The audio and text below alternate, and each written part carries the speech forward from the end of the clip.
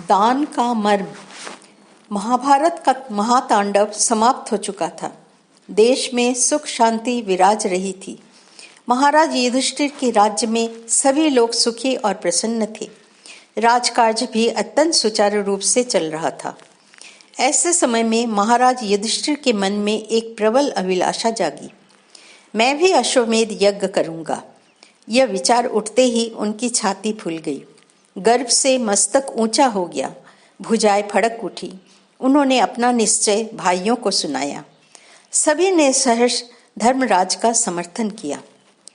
राज्य के सभी राज अधिकारियों को इस महायज्ञ की तैयारी करने का आदेश दे दिया गया। अन्न की कोठियां विभिन्न प्रकार से अन्नों से भरी जाने लगी। पशुशाला में दूध और दान के लिए अनगिनत गाय लाई जाने लगी। यज्ञ की व्यवस्था के लिए राजकोष से अपार धन दिया गया। यज्ञ की वेदी आदि बनाने के लिए उचित स्थान का चयन किया गया। अनुभवी और निपुण कलाकारों एवं शिल्पियों को मंडप आदि बनाने का भार सौंपा गया। अतिथियों को ठहरने के लिए बड़ी बड़ी अतिथिशालाएं बनवाई गई। उनमें शयन विश्राम आदि की सारी सुविधाओं की व्यवस्था की गई। अतिथियों को उनकी रुचि के अनुसार भोजन आदि प्राप्त हो सके, इसलिए अनेक पाक शास्त्रियों का प्रबंध किया गया। राज्य के अंतः अंचल में ये सब तैयारियां हो रही थी। उधर पांडवों की राज्य सीमा के परे बाह्य अंचल में अश्वमेध का विजयी अश्व बढ़ा जा रहा था, स्वच्छंद होकर। महावीर अर्जुन अपनी अजय वाहिनी के साथ अश्व की रक्षा के लिए सन्नद्ध थे। राज्यों की सीमाएं पार हो रही थी, किंतु किसका साहस कि धनुर्धर अर्जुन और उनकी विशाल सेना को ललकारे। अश्व जिस राज्य में जाता, उसी राज्य के राजा धर्मराज युधिष्ठिर की अधीनता स्वीकार कर लेते और अनेक बहुमूल्य रत्न एवं पशु आदि भेंट स्वरूप अर्जुन को अर्पित करते जाते। भारत की परिक्रमा कर अर्जुन यथा समय हस्तिनापुर लौटे तथा महाराज युधिष्ठिर से कहा, महाराज, भारत के सभी नरेशों ने आपकी अधीनता स्वीकार कर ली है। भेंट स्वरूप सभी ने अनेक रत्न, धन, पशु आदि अर्पित किए हैं तथा सभी ने यज्ञ में आना भी स्वीकार किया है। अर्जुन की निर्विघ्न एवं सफल विजय यात्रा का समाचार सुनकर धर्मराज बड़े ही प्रसन्न हुए। गदगद होकर उन्होंने अर्जुन को गले से लगा लिया। मंत्रियों एवं विद्वानों से परामर्श कर तपस्वी ऋषियों, त्यागी एवं ब्रह्मनिष्ठ ब्राह्मणों को आदि को पास यज्ञ संपन्न करने हेतु निमंत्रण भेजा गया। चारों दिशाओं में दूर दूर तक दूत भेजे गए। सभी ऋषि मुनि आदि मनीषियों ने धर्मराज युधिष्ठिर का निमंत्रण स्वीकार किया और ठीक समय पर यज्ञ मंडल में उपस्थित हुए। महाराज युधिष्ठिर स्वयं ऋषि मुनि आदि अतिथियों का स्वागत कर रहे थे। उनका निवास, भोजन आदि की व्यवस्था का निरीक्षण कर रहे थे। राजा की सुव्यवस्था से सभी अतिथि प्रसन्न और संतुष्ट थे। शुभ मुहूर्त में यज्ञ कुंड की अग्नि प्रज्वलित की गई। वेद मंत्रों की ध्वनि से दिशाएं गूंज उठी। सभी देवताओं का आह्वान कर उन्हें यज्ञ भाग दिया गया। यज्ञ के पश्चात दान प्रारंभ हुआ। इस महायज्ञ में दान दाता की इच्छा से नहीं, अपितु ग्रहणकर्ता की इच्छा से दिया गया। राजकोष खोल दिया गया। अन्न के भंडार खाली कर दिए गए। लाखों गौएं दान में दी गई। जिसने जो मांगा और जितना मांगा, उसे वही और उतना दिया गया। युधिष्ठिर के महान दान से सारी पृथ्वी धन्य हो गई। पृथ्वी पर से दुख, दारिद्र्य आदि मानो शेष हो गए। निर्धन धनवान हो गए। इस महापर्व की समाप्ति पर जब सभी ब्राह्मण, मुनि, ऋषि आदि महाराज युधिष्ठिर की प्रशस्ति कर उन्हें आशीर्वाद दे रहे थे, तब एक बड़ी विचित्र घटना घटी। जिस समय यज्ञ मंडप में स्तवगान हो रहा था, उसी समय वहां वज्र के समान एक गंभीर गर्जना हुई और सभी ने आश्चर्य से देखा कि वहां एक विचित्र सा प्राणी उपस्थित है। उसका आधा शरीर तो स्वर्ण के समान दैदीप्यमान है, किंतु आधा साधारण प्राकृतिक अवस्था में है। यह विचित्र प्राणी एक नेवला था। कुतूहलवश सभी लोग उस नेवले को देख रहे थे। तभी उसने मनुष्य की बोली में कहा, विप्रवृंद, महाराज युधिष्ठिर के इस महायज्ञ और अतुलनीय दान का महत्व शेर भर सत्तू के दान के बराबर भी नहीं है। उस धृष्ट नेवले की बात सुनकर सभी लोग बड़े क्षुब्ध हुए, किंतु उस नेवले का वैचित्र्य और उसकी निर्भीकता देखकर सभी लोग स्तब्ध रह गए। कुछ लोग आगे बढ़े और साहस करके उस नेवले से पूछा, नकुलराज, धर्मराज युधिष्ठिर ने जो यह यज्ञ तथा महान दान किया, वैसा अद्भुत दान आज तक न किसी ने देखा था, न सुना था, न भविष्य में ऐसी आशा की जा सकती है।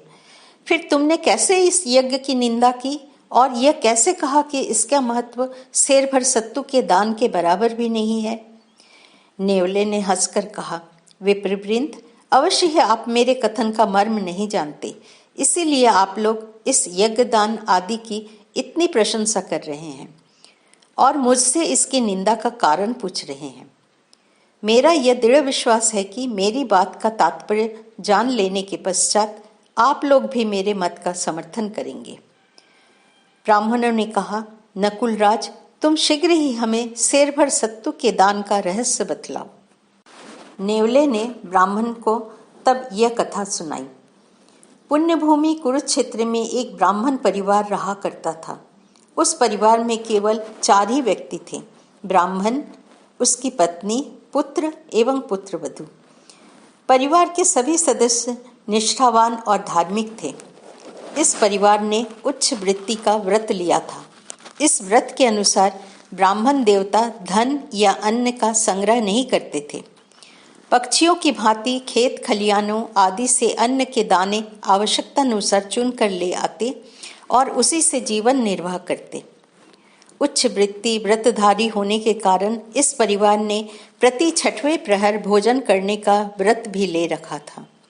इसलिए वे लोग सप्ताह में केवल 2 दिन ही भोजन किया करते थे। एक समय की बात है, कुरुक्षेत्र में भीषण दुर्भिक्ष पड़ा। वर्ष पर वर्ष बीतते गए, पर वर्षा की एक बूंद भी न पड़ी। सारे क्षेत्र में त्राही त्राही मच गई। पशु पक्षी भूख और प्यास से तड़प तड़प कर मरने लगे। जो कुछ बचे उन्हें भूख की ज्वाला से जलते मनुष्यों ने मारकर खा लिया। पृथ्वी सूख कर फट गई, चारों ओर धूल उड़ने लगी।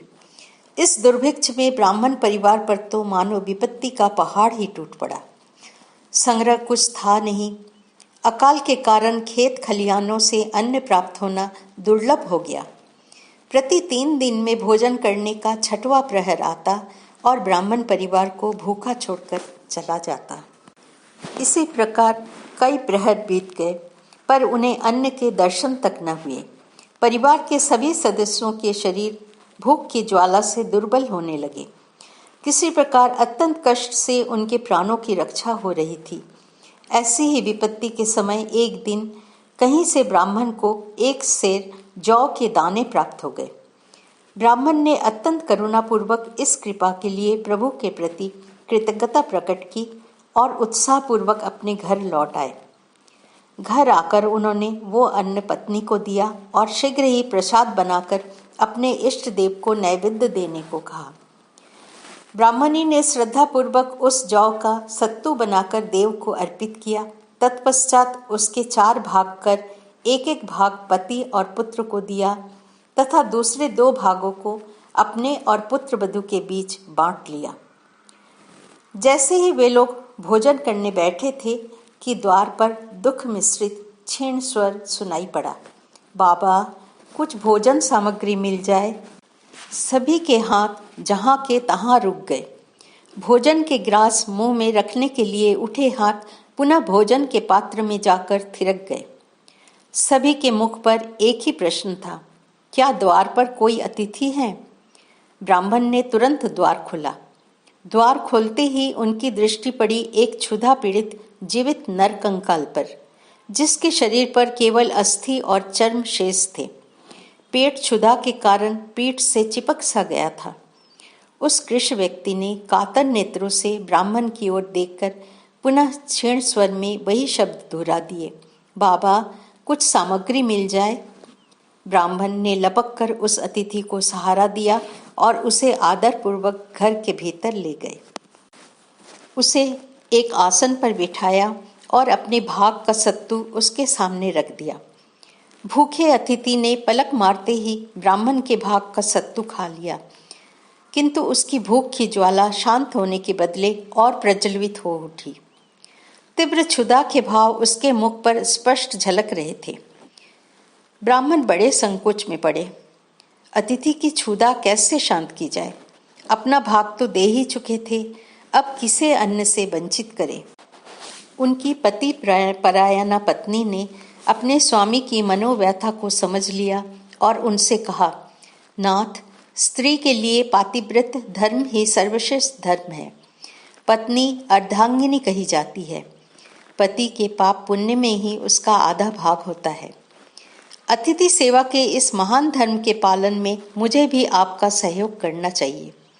अतएव मुझे आज्ञा दीजिए कि मैं अपने भाग का सत्तू भी अतिथि देव की सेवा में अर्पित कर सकूं। ब्राह्मण का संकोच मिट गया। अपनी पतिव्रता पत्नी का सदाचरण देखकर ब्राह्मण की छाती फूल गई। उन्होंने आनंद पूर्वक पत्नी को अपना भाग अतिथि की सेवा में अर्पित करने की अनुमति दे दी। अतिथि महोदय ने वो सत्तू भी तत्काल खा लिया, किंतु क्षुधा उससे भी न गई। उनके मुख के भाव वैसे ही बने रहे। अब ब्राह्मण व्यथित हो उठे। उन्हें यह सोचकर दुख होने लगा कि आज वे अतिथि सेवा के धर्म से च्युत हो रहे हैं। आज एक अतिथि उनके द्वार से भूखा लौट जाएगा। ब्राह्मण की व्यथा उनके मुख पर स्पष्ट दिख रही थी। ब्राह्मण के पुत्र ने पिता के हृदय की व्यथा का अनुभव किया और विनीत भाव से उसने पिता से निवेदन किया, पिताजी, नीति कहती है कि माता पिता की सेवा ही पुत्र के लिए परम धर्म है। उनकी सेवा शुश्रूषा से ही पुत्र को परम गति प्राप्त हो जाती है। आप इस समय दुखित हैं। आपका दुख दूर करने में मैं यदि अपने प्राणों की बलि भी दे सका तो वो मेरे लिए परम सौभाग्य की बात होगी। मुझे आज्ञा दे कि मैं भी अपने भाग का सत्तू अतिथि देव को अर्पित कर सकूं। पुत्र का आचरण देखकर ब्राह्मण देव गदगद हो उठे। उन्होंने उसे गले से लगा लिया। उनके नेत्रों से आनंदाश्रु की धारा बहने लगी। उन्होंने गदगद कंठ से पुत्र को कर्तव्य पालन की आज्ञा दे दी। उसने भी अपना भाग अतिथि को भेंट कर। अतिथि महोदय ने वो भाग भी खा लिया, किंतु अतृप्ति की कुछ रेखाएं अभी भी उनके मुख पर शेष रह गई। एक बार पुनः उन्होंने ब्राह्मण की ओर देखा। अतिथि के मुख के भावों को देखकर अब तो ब्राह्मण व्याकुल हो उठे। हृदय फटने लगा। वे सोचने लगे, प्रभु, ये क्या? भूखी पत्नी और पुत्र के मुंह से अनाज लेकर मैंने अतिथि देव की सेवा में उसे अर्पित किया। स्वयं भूख की ज्वाला से जलता रहा, किंतु फिर भी मैं अतिथि को तृप्त न कर सका। भगवान, मैं अतिथि सेवा के धर्म से भ्रष्ट हो रहा हूँ। प्रभु, मेरा मार्गदर्शन करो, मेरे धर्म की रक्षा करो। उनका व्यथित हृदय नेत्रों के मार्ग से विगलित होकर बहने लगा।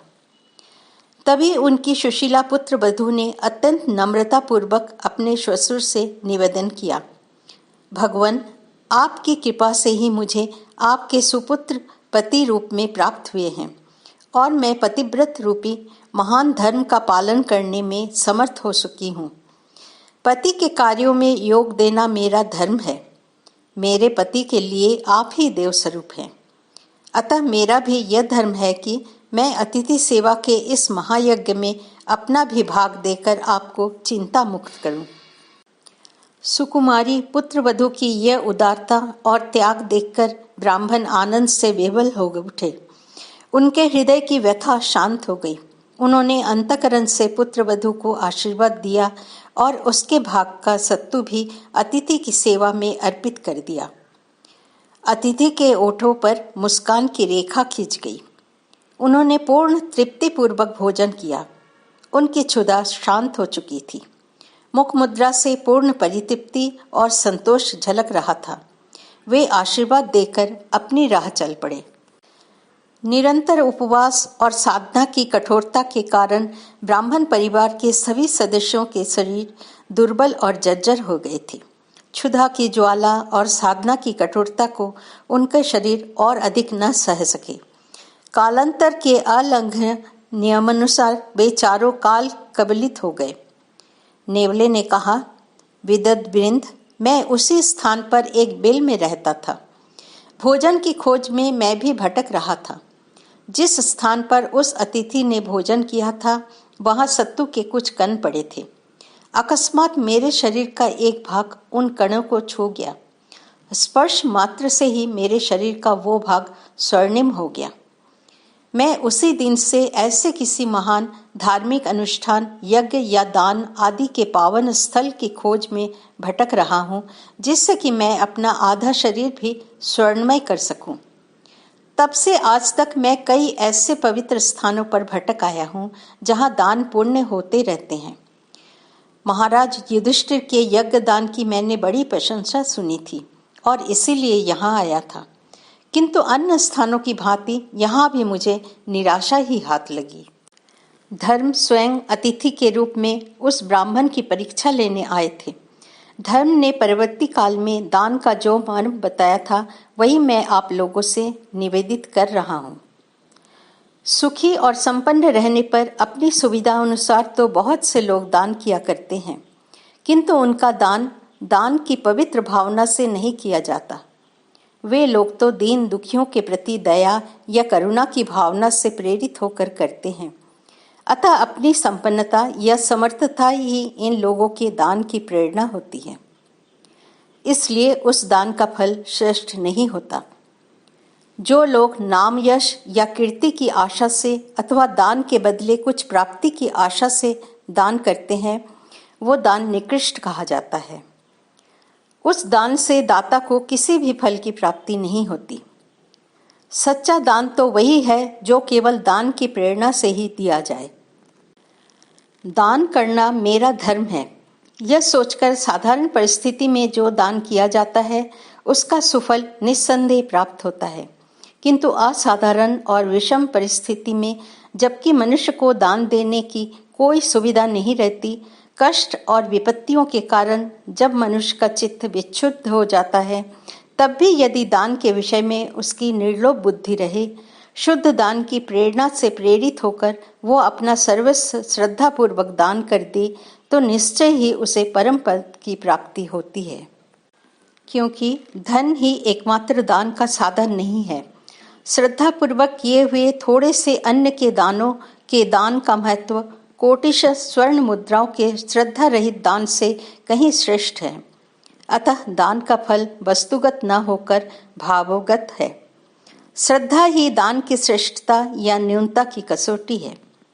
दान देते समय दानदाता के मन में दान के प्रति जो भाव होते हैं वही दान की कसौटी है। यही दान का मर्म है। जय श्री राम कृष्ण।